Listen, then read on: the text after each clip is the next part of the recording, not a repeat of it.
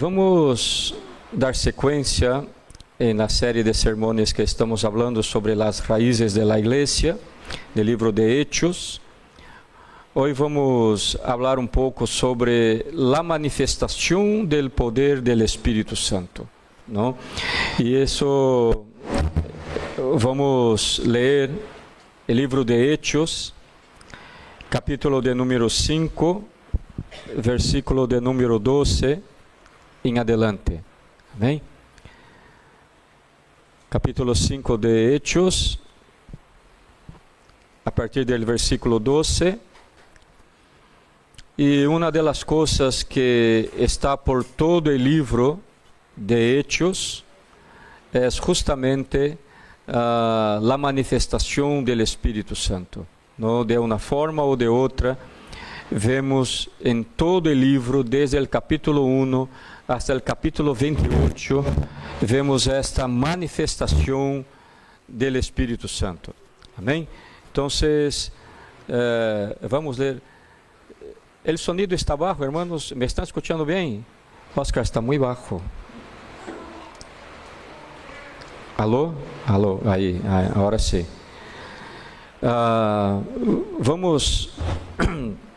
Vamos ler do versículo 12 ao versículo 16. Amém? Diz assim: por meio de los apóstoles se hacían muitas señales e prodígios en el pueblo. Todos se reunían de común acuerdo en el pórtico de Salomón, pero nadie más se atrevía a juntarse con ellos, aunque el pueblo los tenía en gran estima. El número de los que creían en el Señor, tanto hombres como mujeres, iba en aumento. Incluso sacaban a los enfermos a las calles, en sus camas y camillas, para que al pasar Pedro, al menos su sombra cayera sobre alguno de ellos. De las ciudades vecinas a Jerusalén venían también muchos, trayendo enfermos y atormentados por espíritus inmundos, e todos eram sanados. Padre querido, graças, Senhor, te dou em esta manhã, por tu palavra, Senhor, leída, e te ruego, Padre, que tu Espírito nos guie, Senhor, em esta palavra, Padre. Oh Deus, dá-me tu unção e graça, Senhor, para que pueda falar tu palavra, oh Deus, com autoridade, com denuedo, e também abra o coração e entendimento de mis hermanos, Senhor, para que sejam edificados por tu palavra, Senhor. Graças, em nome de Jesus. Amém. Bueno, los hermanos que están acompañando esta serie se recordará que estamos hablando de algunos fundamentos de la iglesia primitiva. Hemos visto desde el primer capítulo, ¿no?, de la palabra, de las obras, ¿no?, de la resurrección de Cristo, ¿no?, del poder del Espírito Santo. Estamos falando de vários fundamentos da igreja primitiva, não? E hoje não vou falar tanto de um fundamento, sino mais bem a manifestação de um de esses fundamentos, não? E quero falar especialmente hoje, não, sobre as señales e os milagros obrados por el poder del Espírito Santo, por meio de los apóstoles e los líderes de la iglesia. Este poder era el motor que impulsava el avance misionero de la iglesia, em su crescimento, ¿no?, e em su avance.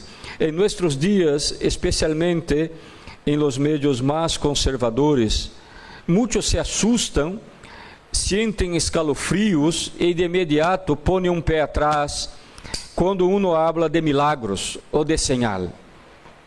Sin embargo, muitos se olvidam que estas señales havia sido profetizado, ¿no?, por el mismo Jesús.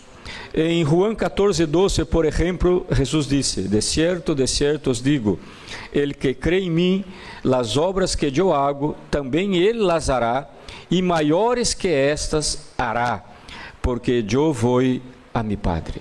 ¿no? Entonces, yo sinceramente no logro entender mucho, pero en algunos medios cristianos, hablar de señales, de milagros, de maravillas, é quase tabu, não?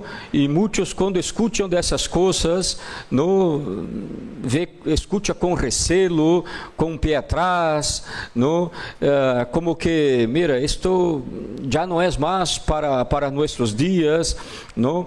E, hermanos, as señales, los prodigios, los milagros, la manifestación de los dones del Espíritu Santo estava en el orden del día de la Iglesia Apostólica. Era cosa de su día a día.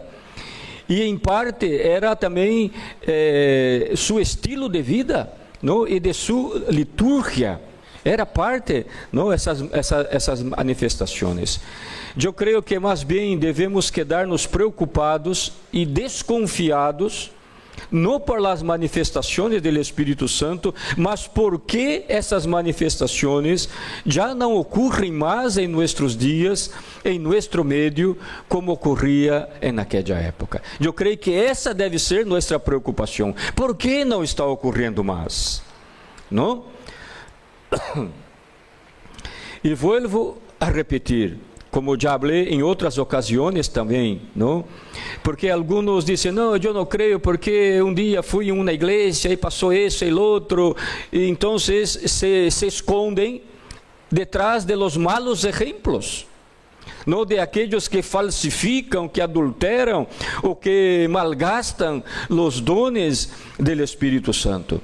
Hermanos, nós outros não podemos esconder-nos ou excusar-nos por causa de los malos exemplos. Los malos exemplos há em toda parte, não? E se nós outros vamos, não, eu não creio porque he visto tal coisa, um mal exemplo. Bueno, tu viste el azar, não?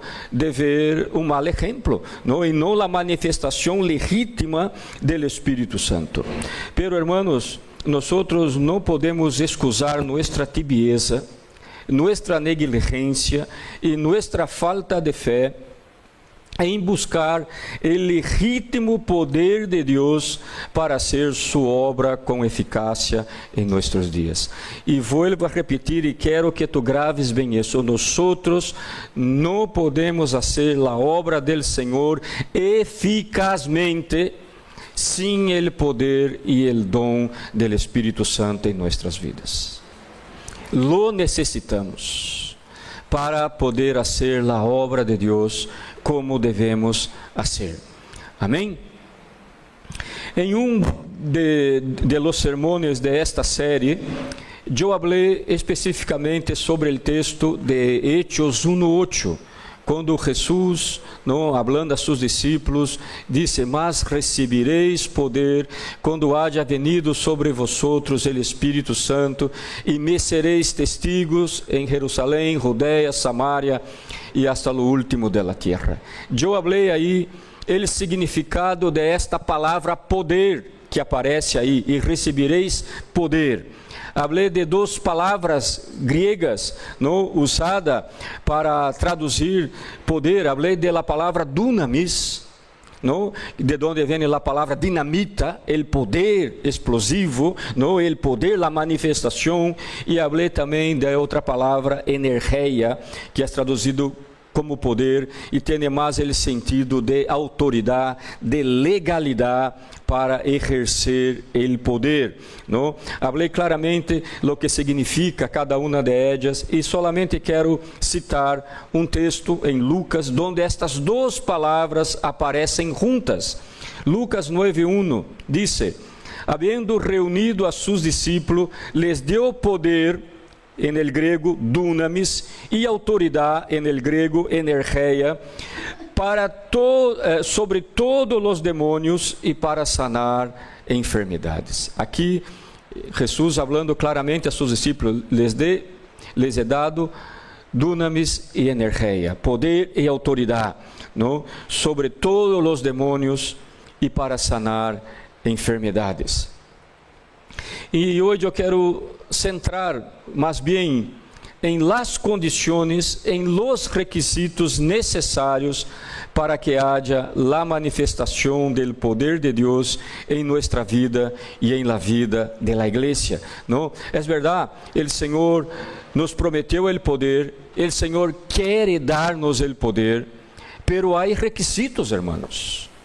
Hay requisitos para que Ele pueda dar, para que pueda manifestar-se este poder, ¿no?, em nossas vidas. Se somos sinceros e desejamos verdadeiramente agradar a Deus e ser usados por Ele, não podemos perguntar-nos: por que quase não vemos mais estas señales e prodígios em nossos dias? É uma pergunta válida, não? Que devemos fazer. ¿Por quê? Se eu estou falando que estas señales e maravilhas e milagros estavam no orden del dia de la igreja apostólica, pero ¿por que não está en el orden del dia de la igreja atual? ¿Por que se ha escasseado la manifestação del poder de Deus em nossos dias? Há algum texto bíblico que disse que o poder do Espírito Santo para sua igreja tinha fecha de caducidade, que seria solamente para aquela época? Há algum texto bíblico que disse isto? Não há. E eu dudo ele que lo encontre e me lo ensine. Não há. Se não há nenhum texto bíblico, nem de parte de Jesus, nem de los apóstolos, de que estas coisas iam a desaparecer com o tempo, que não iba a durar hasta a venida de Cristo, então devemos fazer outra pergunta: por que vemos tão poucas señales e milagros em nossos dias? Se não há nenhum texto falando que este poder era temporal, que iba a desaparecer, por que então vemos tão poucas señales em nossos dias? Em la igreja primitiva, como he dicho, estas coisas eram parte de seu dia a dia. E em nossos dias só vemos algo quando há uma grande campanha, como a que houve há 2 fines de semana, aqui em el Bilbao Arena. Não? Aí vemos algo, vemos, não, cura, algum que outro milagro. Não? Será que o poder de Deus diminuiu com o tempo? Será que Deus envelheceu e já não tem o mesmo poder que tinha antes? Seguro que não, hermanos. Se não, então em onde está o problema? Seguro que está em nós. Seguro que está em la igreja atual. E eu tentarei responder essas coisas, como eu disse antes, pero já de antemano digo que o problema não está em Deus, não? Ele não cambiou sua forma de obrar. O problema está em nós, em los cristianos, em la igreja del siglo XXI, não? E eu quero mencionar algumas coisas que, desde meu ponto de vista, tem um grande potencial de frenar o poder de Deus em nossas vidas, em la vida de la igreja. Eu poderia falar mais coisas, pero por el tempo, hoje temos Santa Cena, vou falar 3 coisas que eu creio que têm um poder de frenar este poder em nosso meio, em nossa vida, em nossa igreja. A primeira coisa que pode frenar o poder de Deus em la igreja e em nossa vida é o pecado. Especialmente o pecado não confessado. É a falta de arrependimento. É o estilo de vida pecaminoso. Pecar, seguramente, hermanos, todos nós pecamos, um momento ou outro. A Bíblia diz que ele que disse que não tem pecado é mentiroso. Pero lo que eu estou falando aqui é quando o pecado se convierte em algo normal e natural. Quando o pecado passa a ser um estilo de vida. Quando uno peca e não sente nada. Quando uno peca e não sente tristeza. Não sente arrependimento. Não confessa ao Senhor e vai vivendo como se nada. Esse estilo de vida frena o poder de Deus, primeiramente em sua vida e em la vida de la igreja. ¿Os acordáis de la época de Samuel, quando Deus chama o niño Samuel para ser um profeta? ¿Os acordáis del entorno em que vivia ele? Ele vivia dentro del templo, vivia no tabernáculo. Naquela época não havia templo, pero tinha o tabernáculo. Ele vivia aí junto com Eli, el sumo sacerdote, seus filhos sacerdotes. Pero os filhos de Eli estavam completamente corrompidos, aunque eram sacerdotes, viviam em pecados não confessados, sem arrependimento, um estilo de vida pecaminoso. E que passava naquela época quando Deus chama a Samuel? Escute bem, 1 de Samuel 3:1. El jovem Samuel, Oscar, passa alguma coisa com esse micrófono? Então vou cambiá-lo porque já me está molestando um pouco. Se não puderes arreglá-lo, uso outro.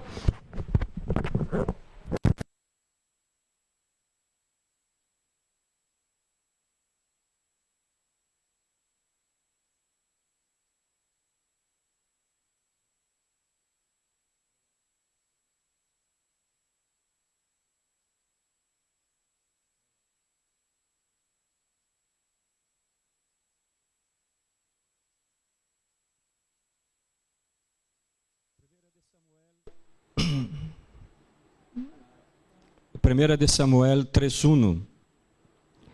El jovem Samuel ministrava a Jeová em presença de Eli, e a palavra de Jeová escasseava em naqueles dias. Escute bem, a palavra do Senhor escasseava. Não havia visão com frequência. Por quê? Porque aqueles que deviam ser o modelo, o exemplo moral para o povo, eram os que estavam metidos em pecado, vivendo uma vida pecaminosa.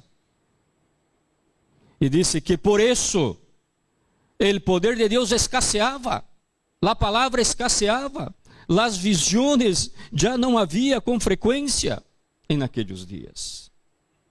O poder, o pecado, hermanos, tem o poder de fazer frenar o flujo do poder de Deus em nossa vida e em la vida de la igreja. Isaías capítulo 1, versículo 15 al 17, diz: Deus hablando al pueblo de Israel: Quando estendais vuestras manos, eu esconderé de vosotros mis ojos. Asimismo, quando multipliqueis vuestra oração, eu não oiré. Llenas estão de sangue vuestras manos, lavaos, limpiaos, quitad la iniquidad de vuestras obras de delante de mis ojos, dejad de hacer lo malo, aprended a hacer el bien, buscad el juicio, restituí al agraviado, hacer justicia al órfano, amparar a la viuda. El pueblo estava vivendo em pecado. E Deus disse: mira, quando estendeis vuestras manos, como em adoração, quando hacemos a vez, ele disse: eu esconderei de vosotros mis ojos. Quando multipliqueis vuestras orações a mim e clamar, ele disse: eu não os ouirei. Vê? El pecado frena o poder de Deus. Podíamos também falar de Isaías 59:2, quando disse: vuestros pecados hacen separação entre vosotros e vuestro Deus. La segunda coisa que frena o poder de Deus, o flujo do poder de Deus em nossa vida e em la vida de la igreja, é la incredulidade.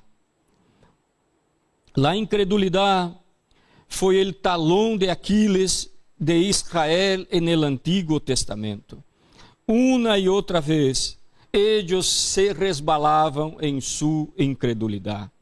Essa também foi a pedra de tropeço de los religiosos e de los judíos em la época de Jesus, a incredulidade. Não? Há um texto aqui que me parece muito interessante e muito forte, que mostra isso. No livro de Marcos, capítulo 6, Jesus Luego, después de su bautismo, de haber sido lleno del Espíritu Santo, ele se foi a Nazaré, a la ciudad en donde ele cresceu, e ele entrou aí em la sinagoga um dia de sábado. E vamos ver pelo que diz esse texto.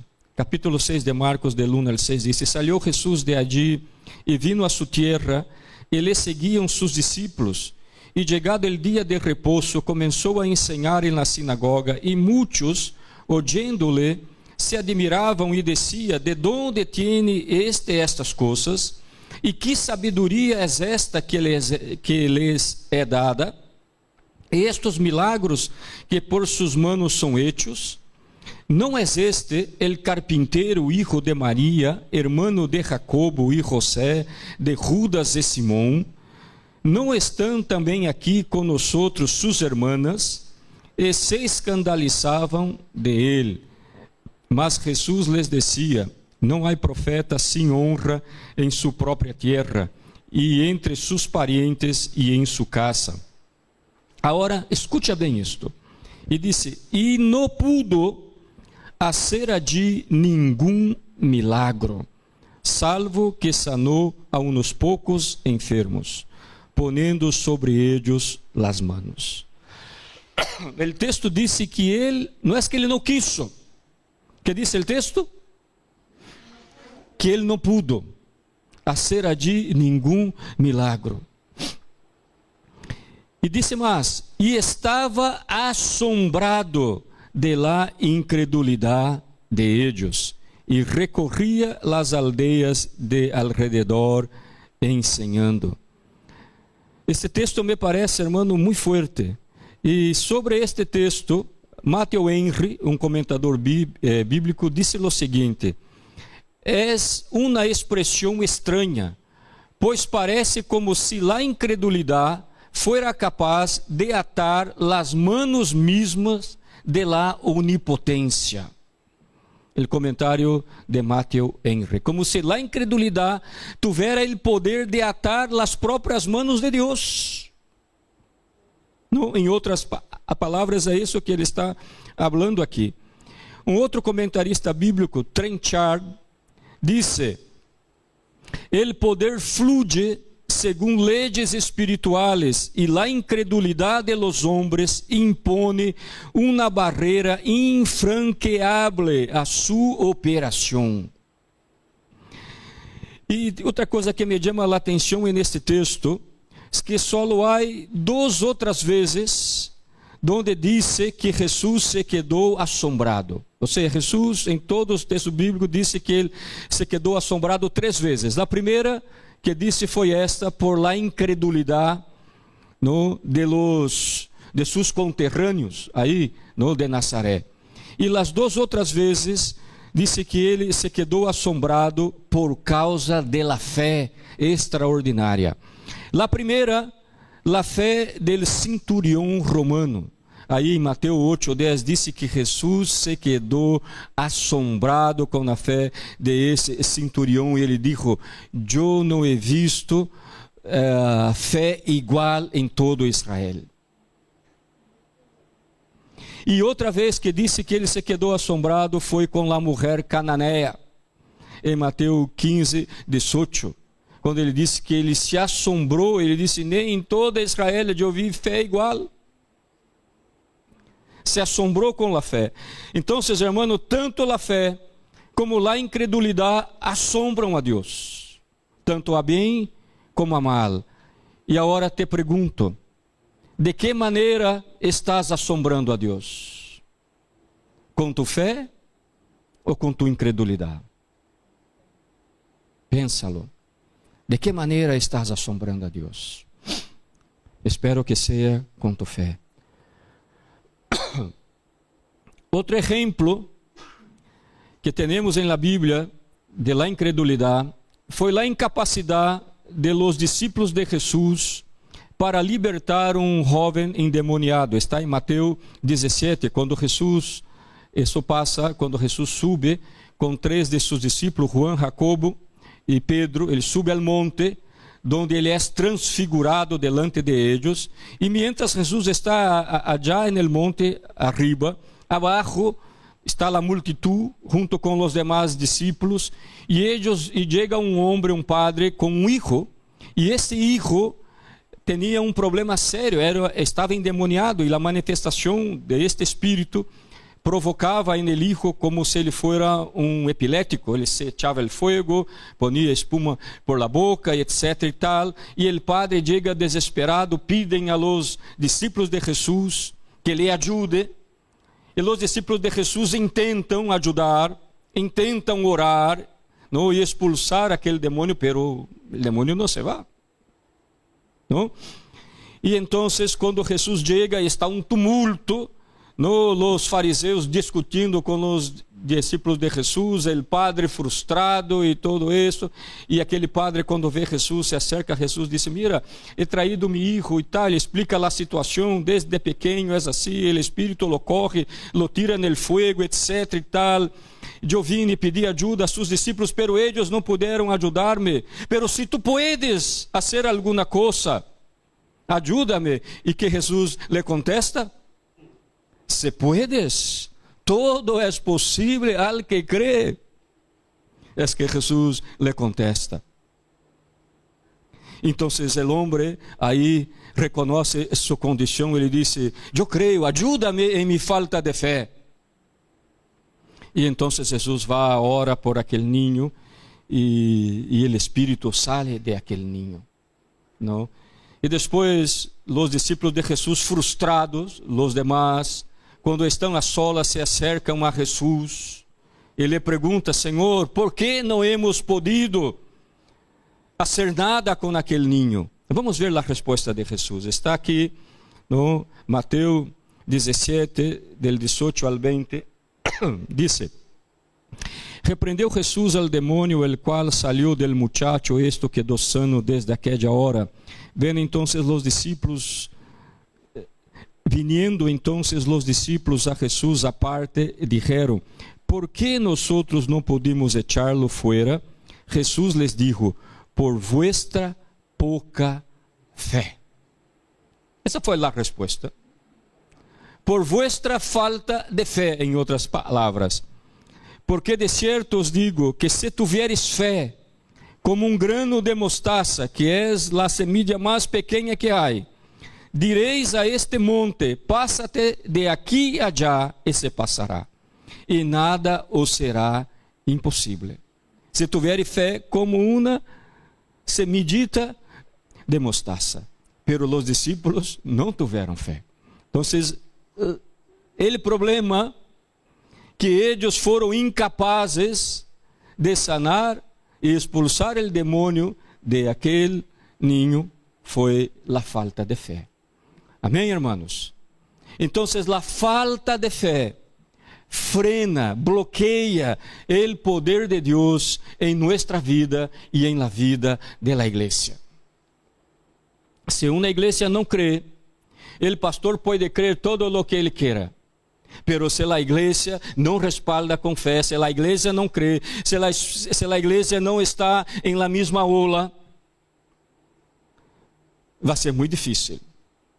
Pode que alguma coisa aislada passe. Pero se a igreja não está junto, se a igreja não tem esta fé, se não desarrolla esta fé, hermanos, não vamos lejos. Não vamos lejos. Essa é a realidade. Agora, os pergunto a vosotros, que tipo de igreja quereis? Que tipo de igreja sonhais para nossa igreja, hermanos? Uma igreja adormilada, onde estamos todos contentos, somos todos amigos, e nós chegamos aqui e nos abraçamos, não? E seguimos nossa vida aí, de sempre. Que es que queréis, hermanos, para vuestra igreja? Que tipo de igreja sonhais para a igreja de Basauri? Pénselo. Queremos ver uma igreja crescente? Queremos ver cada uma dessas silhas aqui llenas, sim ou não? Sim. Empieza a creerlo. Empieza a mirar estas sillas llenas, hermanos. Empieza. Quando eu empecé o trabalho em Venezuela, eu creio que comigo Deus hizo al revés. Eu empecé jovencito em igrejas grandes de mais de 1,000, 2,000 pessoas. Jovencito predicava para mais de 1,000 pessoas. Quando fui ao campo missioneiro, empecé a predicar en el garaje de casa, para nadie. E igrejas cada vez mais pequenas.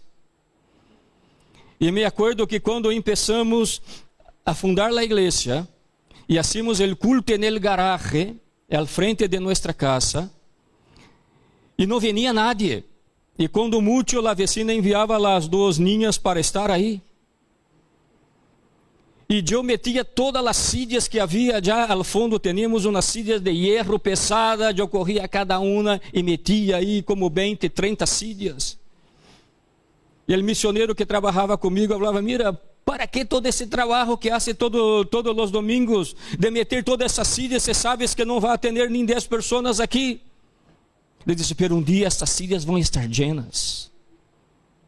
E por isso la metia todas aí, todos os dias. E se llenaram, hermanos. Se llenaram. E tuvimos que ampliar o sítio. Nosotros temos que crer por fé, hermanos. Somos chamados a vivir por fé. Pero se nosotros estamos mirando e dizendo: es que a igreja, es que não avança, es que esto, es que el outro. É o que estamos projetando, é nossa fé. Somos chamados a viver por fé, por fé. Amém? Porque a incredulidade frena o poder de Deus, a graça de Deus, a manifestação do poder de Deus. Outra coisa que frena, a última, a falta de oração. Não vou estender muito neste ponto, porque há umas semanas he hablado da importância da oração em nossa vida personal, em la vida da igreja. Falei da oração comunitária. E volvendo ao exemplo anterior, quando os discípulos perguntaram a Jesus por que eles não lograram expulsar o demônio daquele chico, Jesus dijo que foi por falta de fé, pero também dijo, no, al final de aquele versículo, ele disse que aquele tipo de demônio não podia sair a não ser por meio de la oração e del ayuno. Oração e ayuno.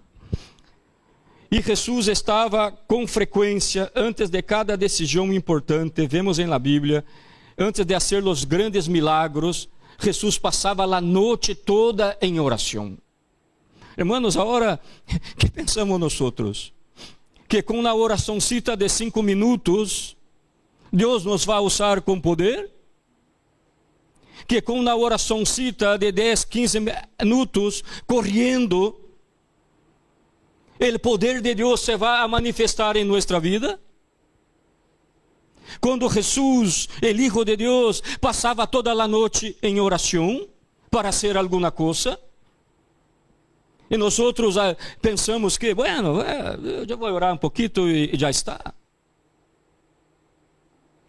Hermano, eu incluso confesso a los hermanos que há uma diferença muito grande quando eu tenho uma semana que eu posso dedicar-me mais à oração. Eu sinto a diferença no sermão, hermanos.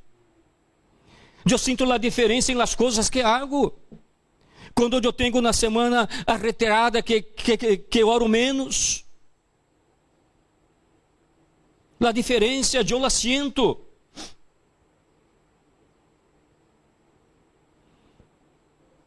Necessitamos ter vida de oração, hermanos.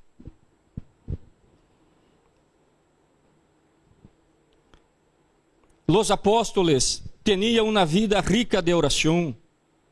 Quando a igreja começou a crescer e as demandas aumentaram, eles disseram à congregação: mira, elegís homens idôneos, llenos do Espírito Santo, que atenda a los demás assuntos. Mientras nosotros nos dedicaremos a quê? a la oración y a la ministración de la palabra. Hechos 6:4. Nosotros sabemos qual é nossa prioridade, a que nos chamou Jesus, a la oração e ministração de la palavra. De los demás assuntos tratáis vosotros. E no livro de Hechos, Lucas nos revela que não apenas a igreja tinha uma vida coletiva rica em oração, pero nos ensina que todos aqueles que tiveram visões e revelações de Deus, que escutaram a voz de Deus, que estavam fazendo eles? Orando. Pedro, quando estava orando, o que lhe passou? Tuvo uma visão, um lienzo que bajava del cielo, o Senhor lhe falou. Lo mesmo passou com Cornélio. Estava orando, o que passou? Vino um ángel e lhe deu uma visão. Felipe, Pablo, várias vezes. Um de los pastores de minha antiga igreja em Brasil sempre repetia a mesma frase. Era um pastor anciano. Ele dizia: hermanos, muita oração, muito poder. Pouca oração, pouco poder. Nenhuma oração, nenhum poder. É assim, irmãos. Se queremos poder, temos que orar, ter vida rica de oração.